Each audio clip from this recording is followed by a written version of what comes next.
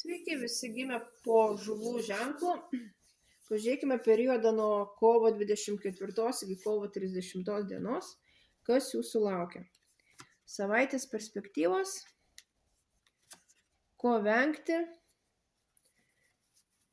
ir patarimas jums.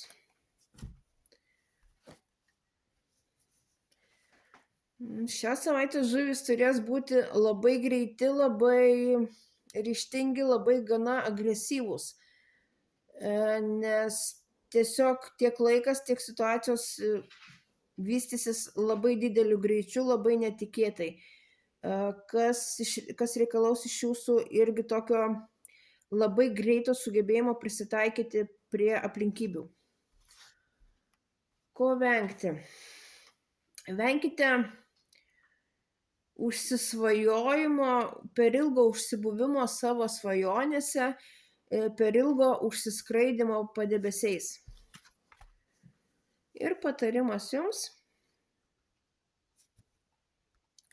kad ir kaip greitai vystysis šią savaitę įvykiai, bet būkit ypatingai atidūs smulkmenoms. Tuo pačiu ieškokite žinių, ieškokite mokytojo, ypač savo profesinėje srityje.